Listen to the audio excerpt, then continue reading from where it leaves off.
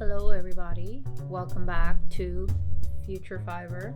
This is your host Jenny, and this is a channel where I talk about all the crafty things I do. Today's gonna be knitting because we're at podcast episode number 16 today. It's been kind of a busy past couple of weeks for me. So last week, I guess it was last week I was on a little business trip to Texas. It was so hot. I don't know how you guys do it down there. Like, it was like in the triple digits the entire time that I was here. I felt like I was sort of like I was being cooked alive. I felt like a Costco rotisserie chicken a little bit. I'm not wearing any knitting today. Well, that's false. I am wearing a hand knit, but it's just like underneath this sweatshirt. See? This is June top in Nora Kakigori in the colorway Naha, which I think pretty much everyone has now.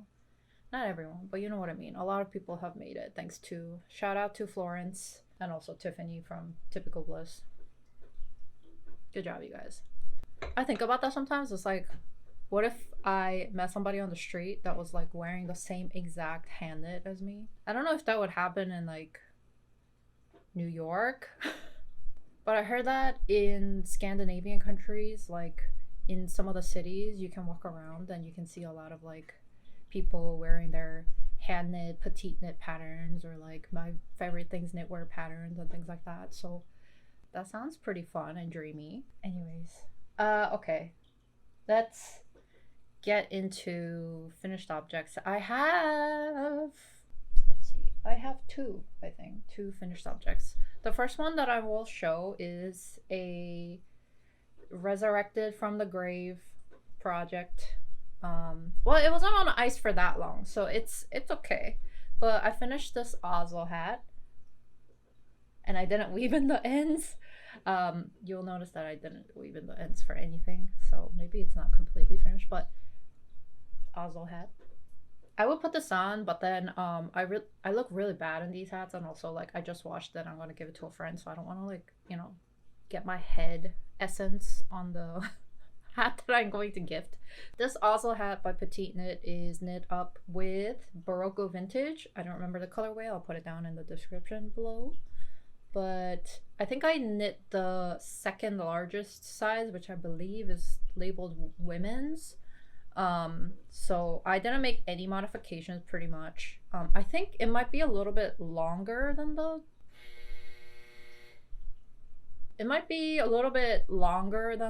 original pattern suggested, because I zoned out while I was knitting up the body before the decreases, so it might be like just a little bit longer. But this one just was like a little bit of a slog because it has this like triple folded brim, and it's stuck in it entirely, so that's why it made it a little bit difficult for me to have my interest on it. I've made this before, and I feel like it looks really good and professional once you've finished, because of the way that you really don't really have like visible edges or anything like that. You don't see the cast on edge. So yeah, I really like it. I think the color will look good on my friend, so we'll see if she likes it. I'm going to wait to mail this out until I finish another hat for a different friend, so she'll just have to wait. And it's too hot anyways right now for hats. I really like the yarn. I think I've mentioned this before. Berroco Vintage. I knit this up 3.5 millimeter, and it's listed as sport weight, but I feel like you could get away with it as DK. Like, I feel like I would want to knit a whole like garment, like a top. How do I describe this? Like, it doesn't feel entirely wool because it's not, but it also doesn't feel plastic or acrylic like sometimes it can feel like. So I think this is a really good like midway point for, you know, budget yarns that people can throw in the wash. So I think this would be really good as like a cardigan, something that you would just like throw on like whenever. And baby knits. I think this could be good for baby knits. Yeah, it doesn't feel like scratchy or anything, so I feel like I would use it for baby knits. So overall, good experience. Would knit again in both yarn and pattern. I know some people have said that the pattern is kind of confusing for the Oslo hat, but I knit this when I was less experienced with knitting, and I still didn't really find it that confusing, so I guess it's like a case by case thing. Like I'm the type to not really read that far ahead in pattern and just like follow it exactly. So, which does get me into a bit of trouble very often, but I didn't find it too difficult. I think there's a couple of videos of people that show you how to do the more trickier part where you do the short row or the German short row technique to kind of like turn your work around, you know, so you're knitting on the other side. My second finished object is this tank top. Yeah, last podcast episode I talked about starting to work on this tank top and how I took this to Oppenheimer and knit like the majority of it.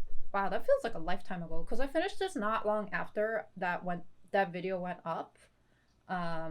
Yeah, so I don't know what I said about this pattern exactly, or well, this doesn't have a pattern. I like kind of freestyled it, but I think I forgot to mention last time that I took the cast on stitch count for the body because it's bottom up from the finished body stitch count from the Camisole. What is that called? You know what I'm talking about. The petite knit cumulus v-neck tank top / camisole thing. I think I used the stitch count from, I want to say, a size small, and I cast that on to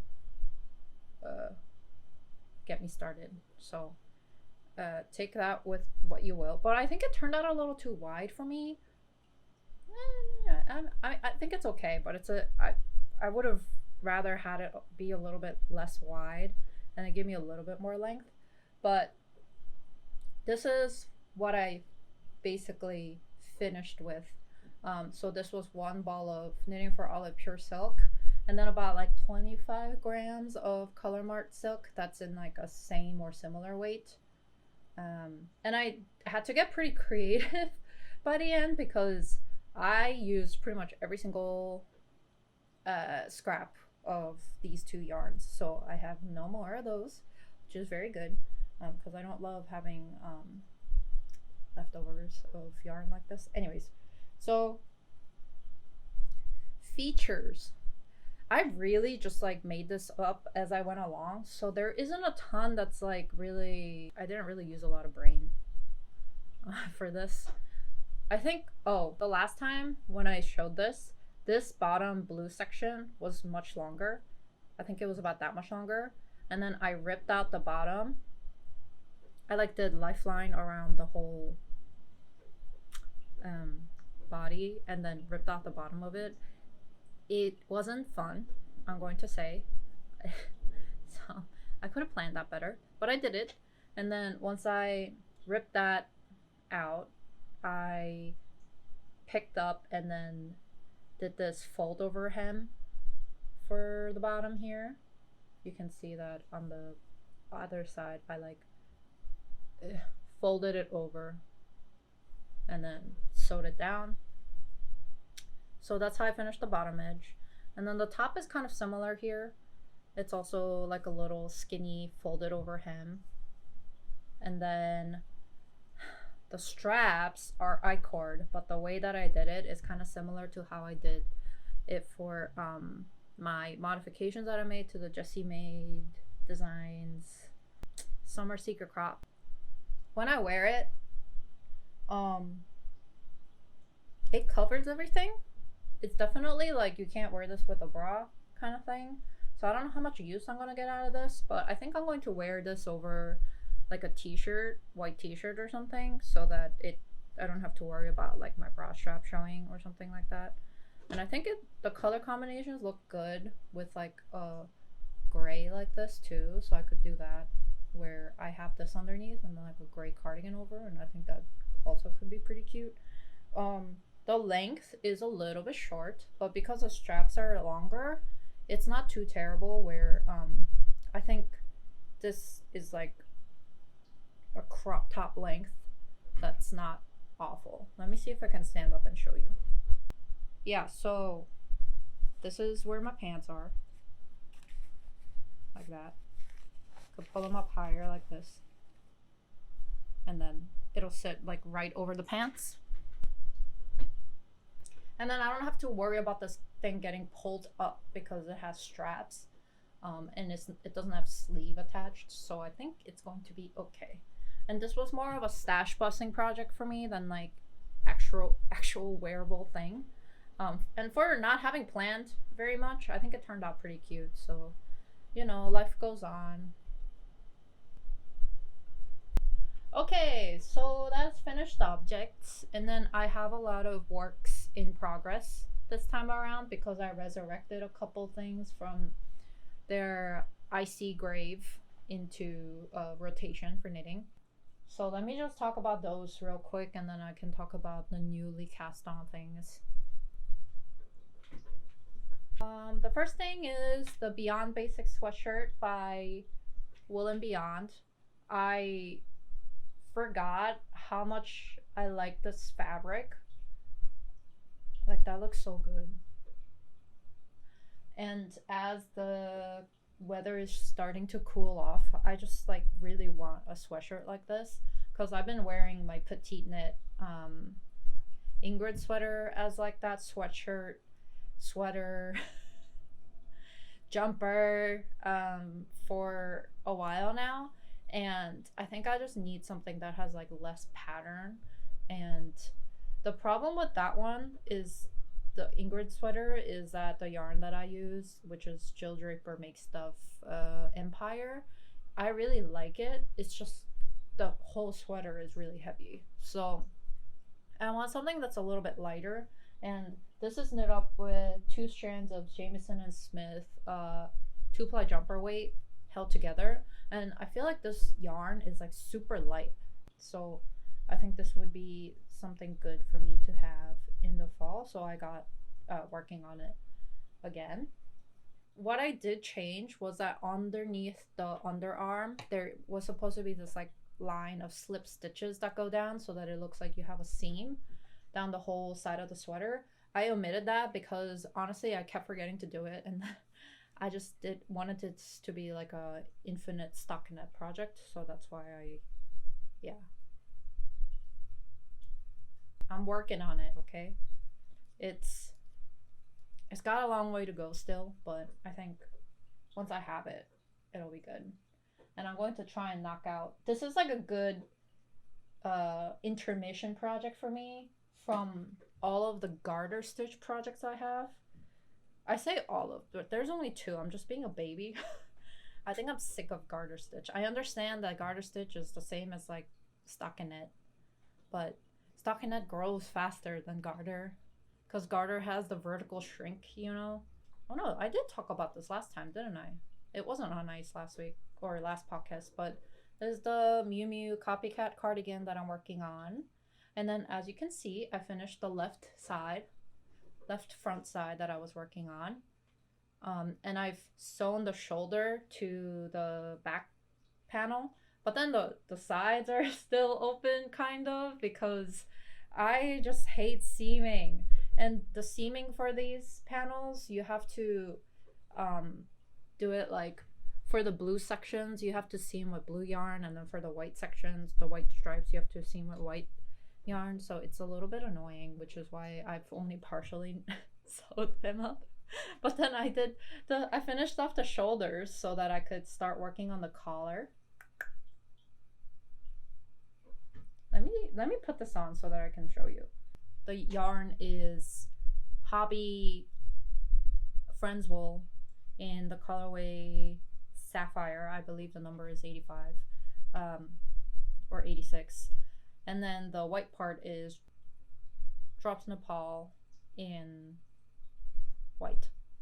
And the Friends Wool, 5 balls of it was gifted to me originally by Hobbii, but I've purchased 5 balls more as per my dilemma last podcast episode of me doing the math wrong, you know, once again. So I didn't weave in anything, so this is where we're at. I have a little bit more to go, obviously, on the collar, but I'm really liking the way that the collar turned out. I think it's sitting really nicely.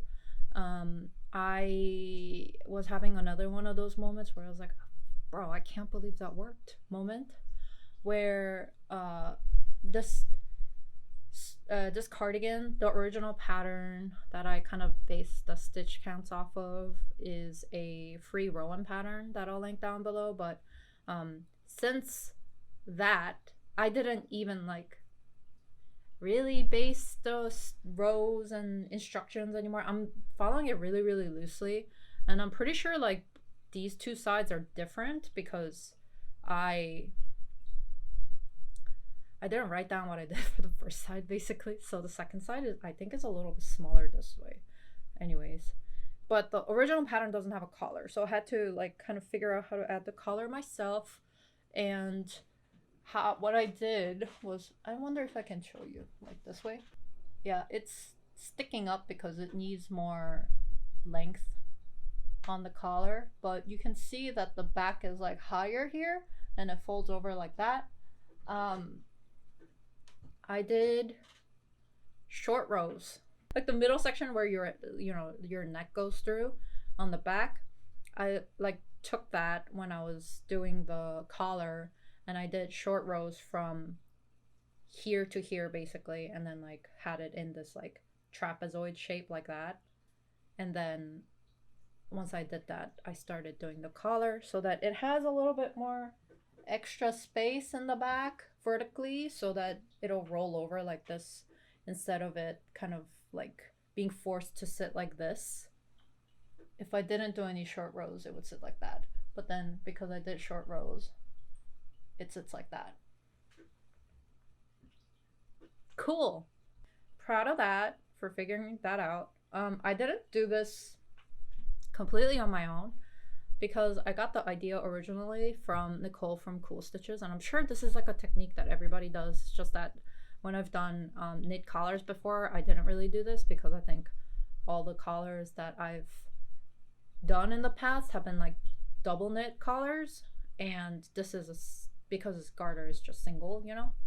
So good to know that I could do this in the future for single collars. I guess you could also do it for like ribs, 1x1 rib or something like that. I think that could also look really good. So I'm pretty pleased with that. And then so what I have left is the collar on the original design goes a little bit longer like that, and then it has a border around it of this eyelet edge. So I'm going to do that once I've finished up with the blue portion. And then I have to do the sleeves, obviously, because it's not a vest, this is a cardigan. But okay, so the sleeves, originally I was like, okay, I'm gonna just pick up at the armhole and then like knit down. Like I'm going to figure out a way to do short rows so that the stripes match up and all of that. I don't think I'm going to do that because I'm frankly, I don't have brain power, and I'm like, I don't know. I've never done inset sleeves with like, or set in sleeves, sorry. I've never done set in sleeves with bottom up designs before. I've only done them kind of like top down. And then when you do a top down, you do have increases until like here for the sleeve cap at the same time, you know? So you're not having to worry about like matching up these stripes with your picked up stitches. So I feel like you can't, I'm sure there's a way to do it, but it seems like a lot of work. So I'm going to knit the sleeves bottom up too, which I'm not pleased about, but at least I can do like I can knit the sleeves in the round, and then I'll, by the time for the arm side, I'll just like do it flat, you know. We'll see how that goes. I feel like that'll be easier for me to match up than trying to figure it out top down. So it's bottom up construction, but you know, it's like it sucks seaming, but bottom up isn't as like terrible as I thought. I've figured out ways to, you know, correct my mistakes, which there is a ton of mistakes. So, you know, it's not perfect. Like these two pieces, not the same size, but can you tell? If you can tell, don't tell me, because I don't want to know. I can't tell, and that's all that matters. Number 3 is it's another garter stitch project. The Olympe sweater vest from Nepal. And I've resurrected it because, I don't know, I just was seeing all the stash yarn that I have, and I wanted to like use it to extend this. I'm almost to the point where you're working on the second, well, okay, well, it's this way, on the right armhole. I just need about like this much to go, but I feel like I'm so sick of garter. I don't want to do garter stitch anymore. With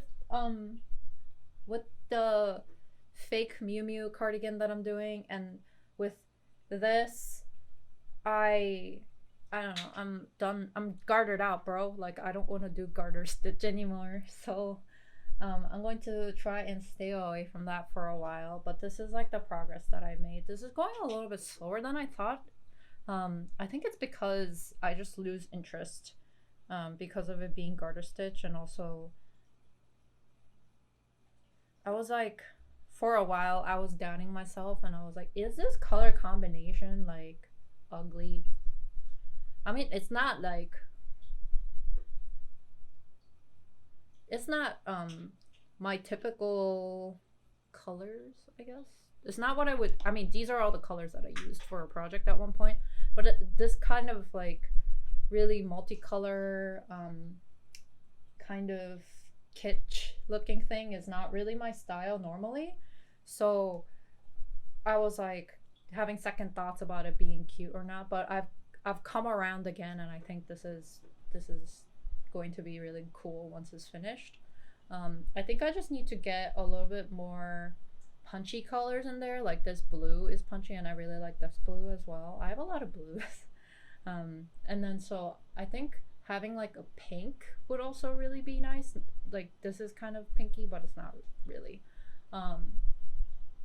So I do have some pink, I think, in my stash, so I'm gonna pull that out and do that. And then like a bright yellow, I think also could look really good on here, and I have some of that as well. So I just need to, you know, work on it. And once I've done the main body portion, then the rest is like really simple. That's like it. It's a vest, so it doesn't have sleeves. And then I think it will be a good transition weather thing, like wear it over a t-shirt, and some dark denim, or maybe you could wear it with like a mini skirt, and it could look pretty cute. So I think there's ways of styling it that I am excited for, so I'm going to also try and get that done, make some decent progress on it in the upcoming weeks. So that's work in progress number 3. And we have 2 new cast-ons. These are totally well, this one is going to maybe surprise you because you've never seen its beginnings. But you remember how I said I was going to be part of the Florencia Cal held by Eweknit Toronto, and they kindly sent me yarn to work on the Cal, to join the Cal basically. And I'm working with Knitting for Olive Cotton Merino in the colorway Soft Blue. Let me just show you what that looks like. So this is a color, and I've worked with this yarn before, my favorite moisturized yarn, and I really like this color. I just don't know if it's like a great color on me. Soft blue I feel like probably looks a little bit better on people who are like super pale or like super cool tones. I don't know. But I really like the color because it's like a bluish gray. Like it's definitely blue, but it's very muted. So I like it. I like the color. And let me show you my progress on the Florencia, because yeah, what you may see may shock you. So hold on to your pants.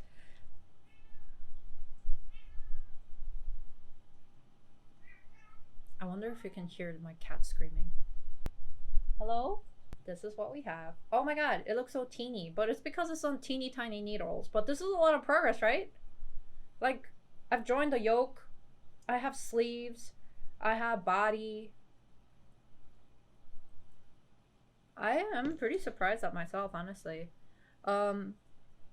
So once again, I want to thank Eweknit for sending me the yarn and letting me participate in the cal. It's been really fun knitting this up, and also challenging for me because I realized that I've never done like all over lace pattern, and then I've never done charts that repeat over. This is like an 11 stitch repeat, I think, and maybe I have done something like that, but something about the eyelet and the lace like was a little bit challenging for me this time around. So it's been a brain teaser exercise for me. Where do I want to start with this? I have a lot to say. Oh, so this was the main project that I took. This was the project that I took on my business trip. So that's where most of the body got done, because the flight was like 7 hours. So I had a lot of time to work on and just concentrate on lace. And I flew United and didn't pay for internet. So your girl had a lot of time to focus on just knitting. In-flight entertainment. So this triangle eyelet lace, all the body pretty much got done on a flight, and I think it looks pretty good. I think I did a decent job, but then I read the chart wrong. I even made 2 swatches, and then I still didn't remember or memorize the lace pattern that well. So yeah, that's my bad. I cast on size 3, I believe, for this. And what do I want to say about this? So for the body, the sleeves you have to knit separately. This is bottom up, so you have to knit the sleeves separately, and then you have to join the sleeves to the body once you've knit a certain length of the torso.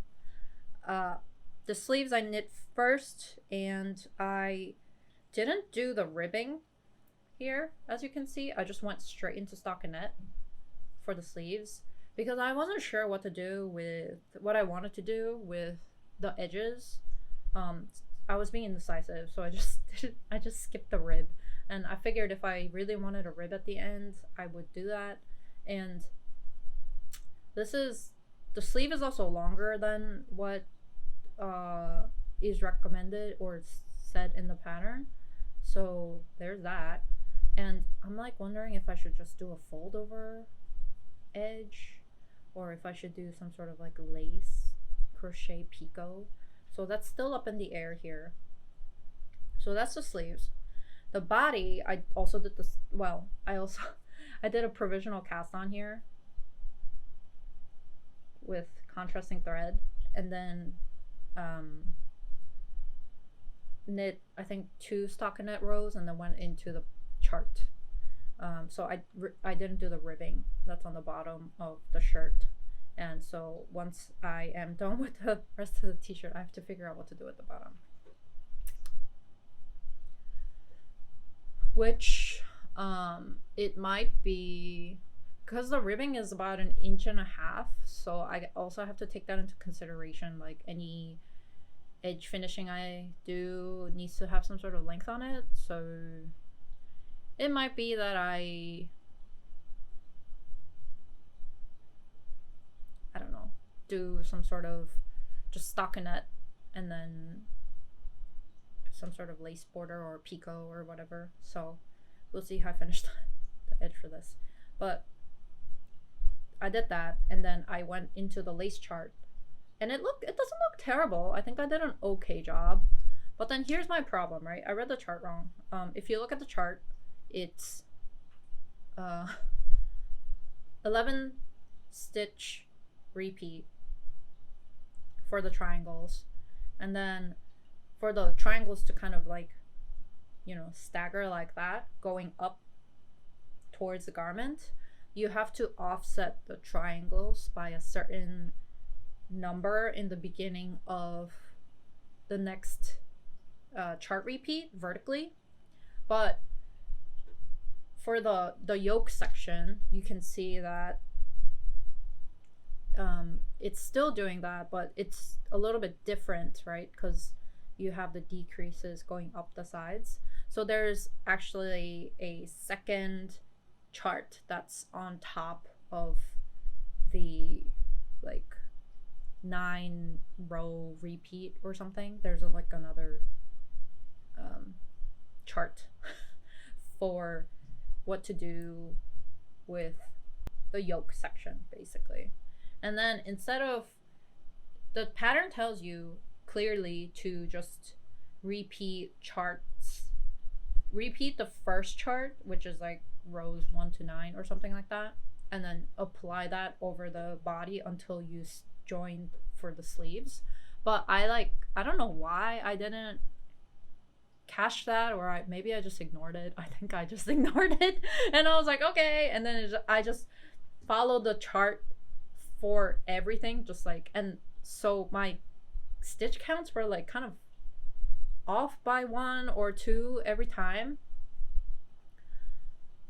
and I didn't catch this mistake until I got to the last triangle in the body before I joined for the sleeves. So I didn't catch myself until like here, basically, and I was like, oh man. Oh, I could rip it out, but you know I'm not gonna do that. So my triangles they're a little drunk.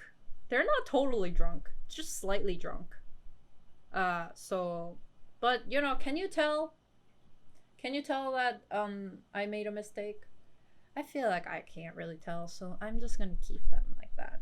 I've made a lot of mistakes in this chart actually, but I feel like it's pretty forgiving as long as it kind of looks like it, you know. I'm so sorry to the original pattern designer. I'm so sorry to Claudia, because this I've done it injustice with this pattern. But yeah, I mean, maybe that's a testament to the pattern design, that you can make some mistakes and you can't even tell. These triangles, most of them are triangles, some of them are not triangles. I've definitely found a couple that are like very lopsided and wonky, because I've started like the third eyelet row like too early or too late, so my triangles are like but it's fine. Can you really tell? Whatever that's on, that's gonna be the back. So hopefully I don't have them front to back, because like both front and the back, because that will be a disaster time. I'm trying to find it now, but I can't find it. So maybe it's not that visible. Blessing for me. But I'm excited to get this wet blocked, because I think the eyelet will look really good once it's all bloomed and such and such. Oh my god, I can't find it. It was pretty noticeable when I was working on it, but now that I finished it, or well, you know, got pretty far along, I can't find it anymore. Maybe these triangles aren't as drunk as I thought. Maybe I did a good job. I don't know. There was a really blatant one that I found before. I don't know. If I can find it, I'll take a picture and put it on. But it seems like maybe I did a decent job. So this is another, you know, case of I can't believe that worked. And don't beat yourself up if your lace work isn't perfect, I guess. Or maybe it's just me. Like everybody's different. Do what you want. I think I'm about a third of the way into the yoke, and then the knit along wraps up in like I think 4 days. So I'm definitely not gonna finish in time, but I'm going to get this kind of finished before I don't know. I have no deadlines. I'm going to get this finished in probably before next podcast episode. Actually, I think I'm in a good place where I could do that. Yeah, I'm pretty stoked that I've managed to come this far. I honestly thought this was going to be a really challenging project for me, but now I've kind of like memorized the pattern for the lace, and now it's getting to be easier to knit without looking at the pattern all the time. Although my stitch counts are off in the body here, so I don't know what I did wrong, but you know what, whatever, it's fine. Life is not over. So sorry to Claudia, but you know, you gotta go on. You can't just you can't, otherwise it's just gonna languish if I have to make it perfect. So working on it. Excited to finish this. Is there anything else I wanted to say about this? Oh, for the neck portion, I'm thinking the original pattern is the same front and back for the body, but I'm going to add some short rows at the back of the neck so that it sits a little bit more like this in the front. So I really need to identify where the wonky triangles are before I do that. And once I do the short rows, I'm thinking what I want to do with the neckline. I might do a like double folded rib, or I might do picot edge here. I don't know, it's all up in the air. I'm thinking some sort of lacy or like picot, because this like the eyelet seems, I mean it's geometric because it's triangles, but because it's eyelet and lacy, it feels like it deserves also, I think it would look also good with like a lace edge, so that it overall is feels very feminine and romantic.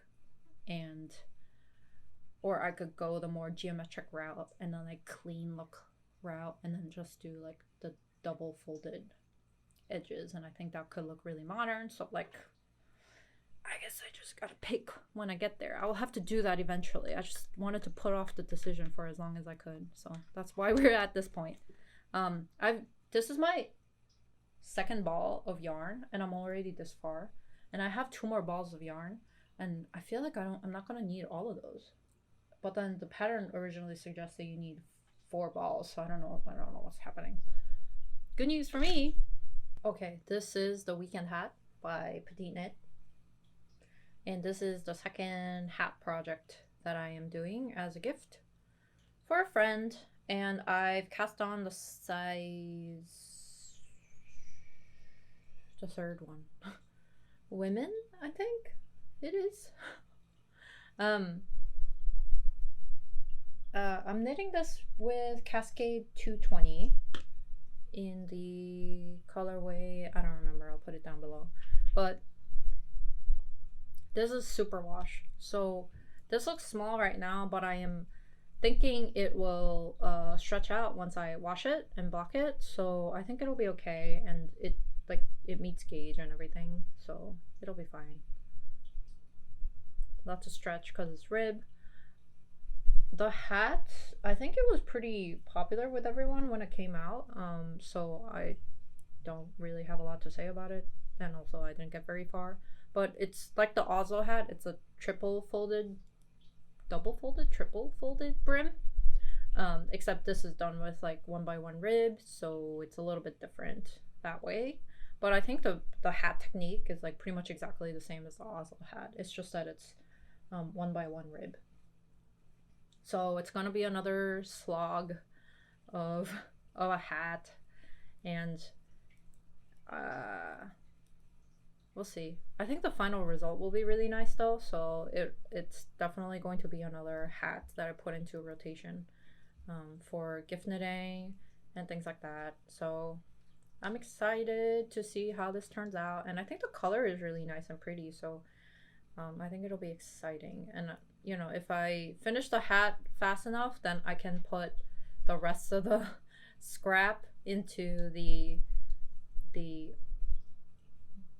Olympe sweater vest. So, and I'm like, maybe that'll be a good consolation for working up like a mile of 1x1 rib.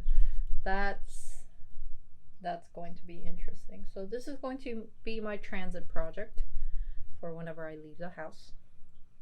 That's the last work in progress that I have made any progress on. I have a couple of acquisitions that I want to talk about. These are gifts sent to me. The first thing that I want to talk about is, as part of the yarn that came from Eweknit for the Florencia account, they sent me this little pouch with, I believe the fabric is Liberty London fabric. It's just this little zip pouch with a handle, and there's a goal and a dream for me to knit, or not knit, to sew a whole like dress or some sort of garment using Liberty London fabric someday, but they're so expensive. So I'm, you know, happy to have a little piece of it in this handy dandy form. So thank you to Eweknit for sending this over with the yarn. I appreciate it a lot. And I think I want to put my notions in it, so I'm not carrying them around like all loose. I'm not carrying them around all loose like I usually do. Like the bottom of all my bags have like 5 stitch markers just like peppered in there, because I just grab a couple every time I leave the house, and I keep losing all my darning needles, so they're all gone. So I just gotta have like a one settled place to put them all in, and I think this would be a good place, so they know what a chaotic person I am. So that's that.